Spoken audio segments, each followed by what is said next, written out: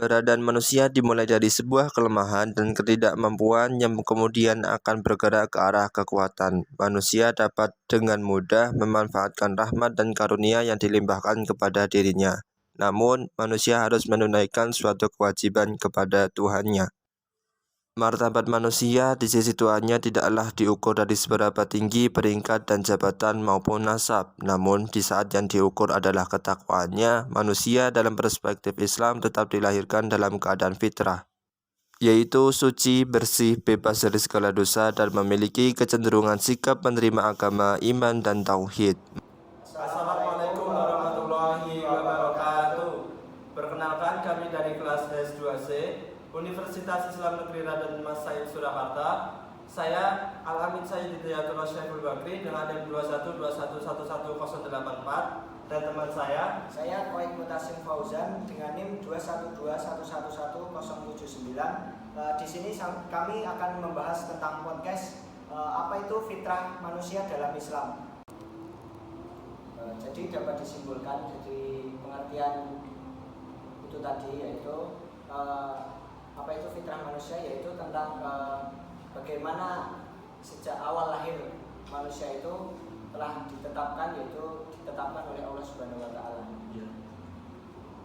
Baik, lanjut pertanyaan kedua, yaitu bagaimana makna fitrah menurut Al-Qur'an itu?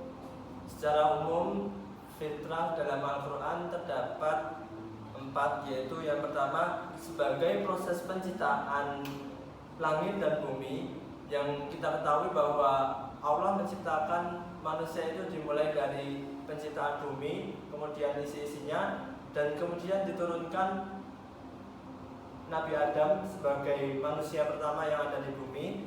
Terus yang kedua, proses penciptaan untuk manusia. Jadi tadi udah saya bilangkan bahwa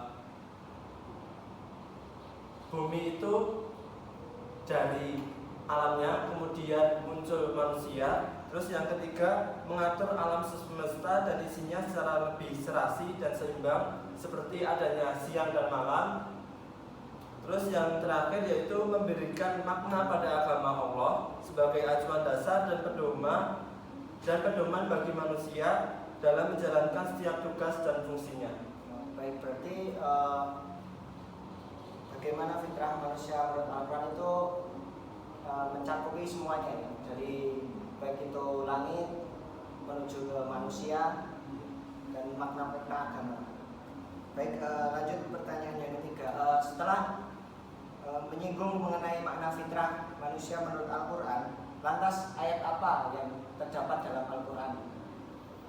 Sebelumnya, ayat yang memuat fitrah manusia adalah seperti saat Abu Hurairah ketika meriwayatkan hadis tentang fitrah, bahwa beliau mencantumkan pesan, yaitu ziyad pada akhir matan hadis, jika kamu menghendaki maksud kata fitrah itu, maka rujuklah pada Quran surah Ar-Rum ayat 30, yang artinya, maka hadapkanlah wajahmu dengan lurus pada agama Allah, tetaplah di atas fitrah Allah yang telah menciptakan manusia. Menurut fitrah itu tidak ada perubahan pada fitrah Allah. Itulah agama yang lurus, tetapi kebanyakan manusia tidak mengetahui. Jadi dalam surat Ar-Rum ini Allah memberikan firman-Nya, yaitu sebagai manusia kita harus beribadah, atau fitrahnya itu kita harus beribadah kepada Allah Subhanahu wa taala. Lanjut pertanyaan selanjutnya, yaitu secara fitrah bayi yang baru lahir adalah dalam keadaan suci.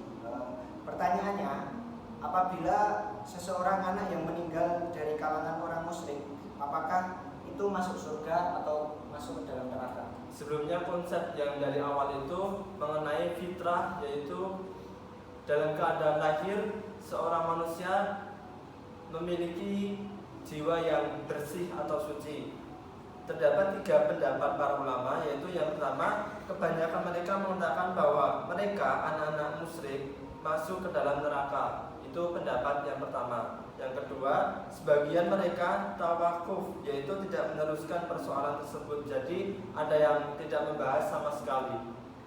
Terus yang ketiga, pendapat ulama yang terakhir adalah anak tersebut akan masuk surga. Pendapat terakhir ini didukung dengan dibenarkan oleh Al-Nawawi. Itu Mas. Menurut Mas Alamin, Mas Amin lebih ke pendapat ulama yang berapa? Saya lebih condong ke yang ketiga karena kita ketahui bahwa anak itu lahir dalam keadaan suci walaupun dia belum beriman, belum mengetahui apa-apa. Itu bisa menjadi dasar bahwa orang-orang atau anak-anak yang meninggal sebelum baliknya bisa masuk surga. Pertanyaan selanjutnya, kita tahu bahwa komponen dasar fitrah manusia adalah untuk beragama atau bertauhid kepada Allah Subhanahu wa taala. Lalu apa saja komponen dasar fitrah manusia itu? Sebelumnya komponen dasarnya itu yang pertama itu tadi beribadah atau bertauhid. Terus komponen yang kedua yaitu komponen bakat, yaitu kemampuan potensial bawaan yang mengacu kepada perkembangan akademis atau keahlian. Jadi seperti antar satu anak dengan anak yang lainnya itu memiliki kemampuan yang berbeda. Seperti saya lebih ke kegiatan ini, Masnya lebih ke kegiatan yang lainnya. Terus yang selanjutnya adalah insting atau garizah, yaitu kemampuan bawaan sejak lahir untuk berbuat atau bertingkah laku tanpa melalui proses belajar. Seperti keadaan diajarkan oleh tanpa belajar itu konsepnya seperti kita makan, terus kita berjalan, merangkak gitu. Terus yang ketiga yaitu nafsu atau dorongan-dorongan yang dalam istilah tasawuf disebut dengan nafsu lawamah yang mendorong manusia melakukan perbuatan tidak baik seperti mencela dan merendahkan orang lain. Sifat ini muncul karena bawaan dari latar belakang keluarganya bisa, karena pengaruh sosial juga bisa.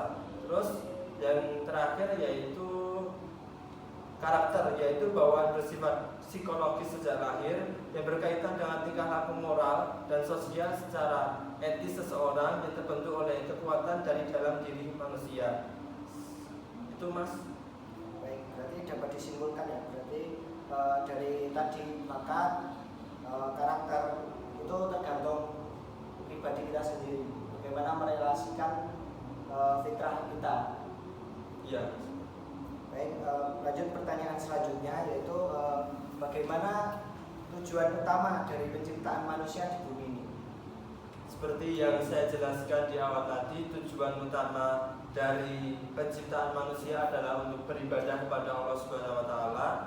Manusia diciptakan untuk diperankan sebagai wakil Tuhan di muka bumi, dan manusia diciptakan untuk saling mengenal, menghormati dan tolong-menolong antar sesama manusia. Itu Mas.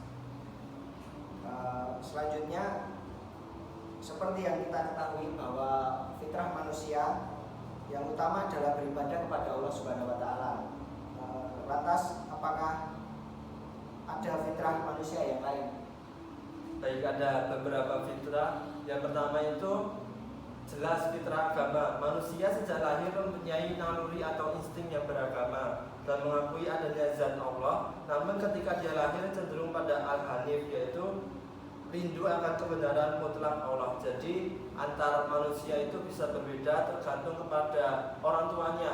Kalau orang tuanya adalah pemeluk agama A, maka anaknya otomatis bisa memeluk agama sesuai orang tuanya.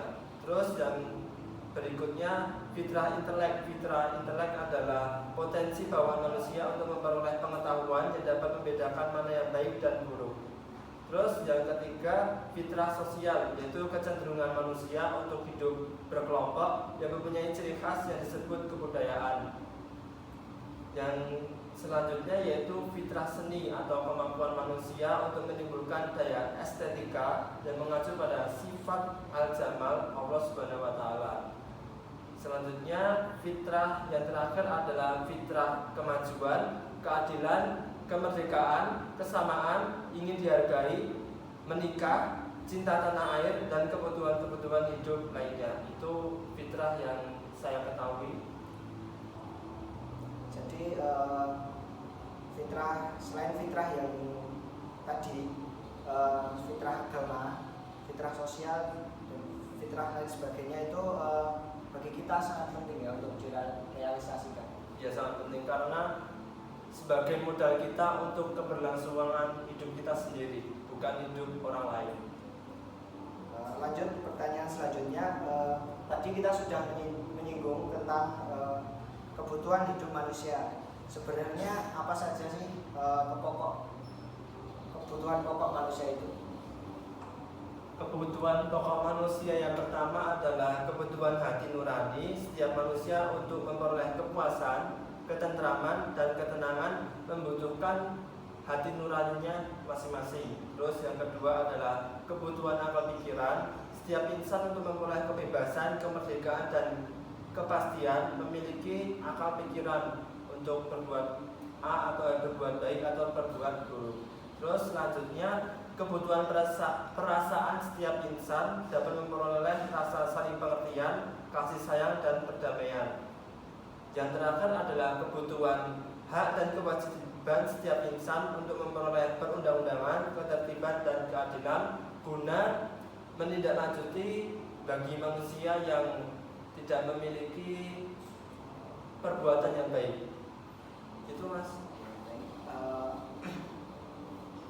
Coba disimpulkan dari tadi kebutuhan hati nurani, kebutuhan akal atau pikiran, kebutuhan perasaan itu dapat menjadikan kita lebih bertauhid kepada Allah. Iya, benar sekali. Baik, lanjut pertanyaan selanjutnya. Kita mengetahui bahwa manusia pasti memiliki sifat baik maupun buruk. Sesungguhnya di dalam manusia itu terdapat apa saja sih? Berdasarkan para ulama-ulama yang kita kenal, bahwa di dalam diri seorang manusia itu yang pertama ada kekuatan untuk hal-hal terkait dengan pemikiran dalam menentukan perbuatan, yaitu akal pikiran kita dan nafsu kita. Akal di mana nantinya akan mempengaruhi kegiatan kita, dan nafsu seseorang bisa nafsu yang buruk dan juga nafsu yang baik, tergantung individunya. Terus yang kedua adalah sudah ada pendorong ke arah hal-hal tersebut, yaitu dalam diri manusia terdapat malaikat dan setan yang bisa mempengaruhi manusia tersebut berbuat baik dan atau berbuat buruk.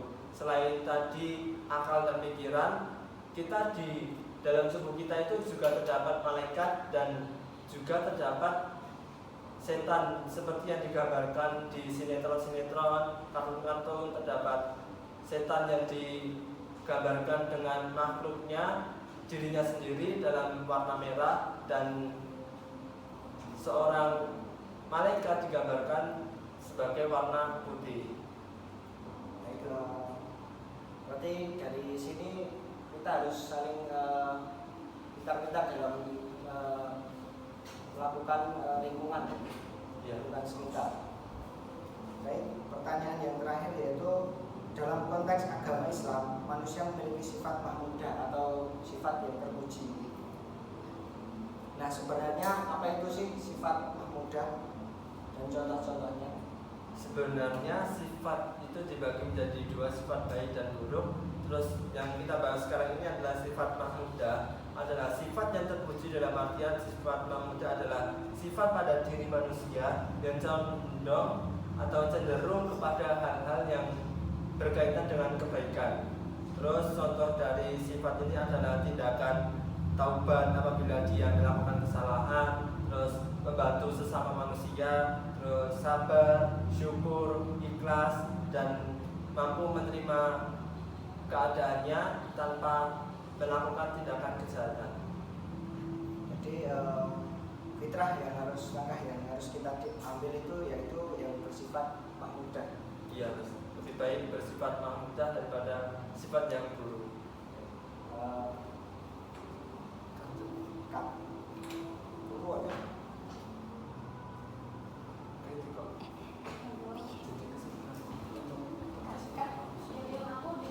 Yuk, Sadas.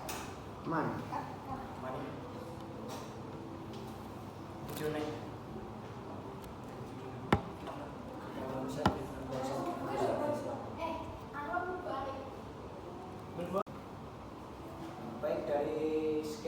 tadi kita bahas tentang konsep fitrah manusia dalam Islam, menurut Mas apa kesimpulan yang dapat diambil?